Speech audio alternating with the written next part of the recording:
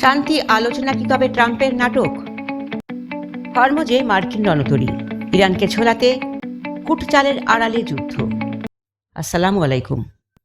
পাকিস্তানের ইসলামাবাদে দীর্ঘ প্রতীক্ষিত ম্যারাথন আলোচনার পর সারা বিশ্ব তাকিয়েছিল একটি শান্তি চুক্তির দিকে। কিন্তু রবিবারের শেষ খবর বলছে আলোচনা কোনো ফল ছাড়াই শেষ হয়েছে। একদিকে আমেরিকা শান্তির কথা বলছে, আর অন্যদিকে পারস্য উপসাগর ও হরমুজ প্রণালীর দিকে পাঠাচ্ছে তাদের বিশাল রণতরী। এটি কি কেবলই ব্যর্থতা, নাকি ট্রাম্পের কোনো গভীর রণকৌশল? কেন ইরান এই অসম চুক্তিতে সই করতে রাজি হলো না? আজ আমরা দেখব আমেরিকার এই দ্বিমুখী নীতির আসল রূপ এবং ইরানের পাহাড় সম দৃঢ়তার নেপথ্য কাহিনী। আল জাজিরার রিপোর্ট অনুযায়ী ইসলামাবাদে কয়েকদিনের রুদ্ধদ্বার বৈঠকেও মূল পয়েন্টগুলোতে একমত হতে পারেনি ওয়াশিংটন ও তেহরান। মার্কিন প্রশাসন দাবি করছে ইরান শর্ত মানছে না, কিন্তু বাস্তবতা হলো ট্রাম্প প্রশাসন এমন কিছু শর্ত চাপিয়ে দিতে চেয়েছিল যা ইরানের সার্বভৌমত্ব ক্ষুণ্ণ করে। বিশ্লেষকরা মনে করছেন এই শান্তি আলোচনা আসলে আমেরিকার একটি সময় ক্ষেপণের কৌশল, কারণ আলোচনার আড়ালে আমেরিকা মধ্যপ্রাচ্যে তাদের সামরিক শক্তি পুনরায় সাজানোর সুযোগ পাচ্ছে।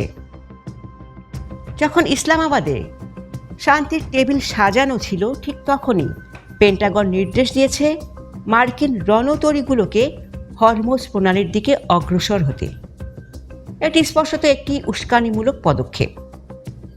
ইরান আগেই হুঁশিয়ারি দিয়েছে যে তাদের সমুদ্র সীমায় কোনো অনুপ্রবেশ সহ্য করা হবে না। আমেরিকার এই চাল মূলত ইরানকে চাপে ফেলার একটি কৌশল, কিন্তু তেহরান তার আকাশ ও সমুদ্র সীমায় যে প্রতিরক্ষা বুদ্ধ তৈরি করে রেখেছে, তাতে কোনো আগ্রাসন চালানো আমেরিকার জন্য আত্মঘাতী হবে। ইরান স্পষ্ট জানিয়ে দিয়েছে তারা শান্তি চায়, কিন্তু কারো গোলামি নয়।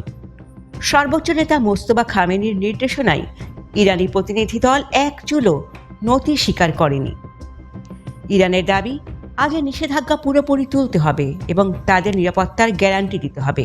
অন্যদিকে আমেরিকা চাইছে হরমুজ প্রণালীর নিয়ন্ত্রণ ফেরত পেতে, কিন্তু ইরান এখন অনেক বেশি শক্তিশালী এবং চীন রাশিয়ার মতো বন্ধু রাষ্ট্রগুলোও ইরানের পাশে দাঁড়িয়েছে। ফলে যুদ্ধবিরতি শেষ হলে পরিস্থিতি আরও ভয়াবহ হতে পারে। দর্শক, আপনার কি মনে হয় আমেরিকার এই শান্তি আলোচনা কি কেবলই বিশ্বকে দেখানোর জন্য একটি নাটক ছিল? হরমুজে যুদ্ধজাহাজ পাঠিয়ে ট্রাম্প কি নতুন কোনো সংঘাতের উস্কানি দিচ্ছেন? কমেন্টে আপনার মতামত জানান। সত্যের সাথে থাকতে ভিডিওটি শেয়ার করুন। ধন্যবাদ।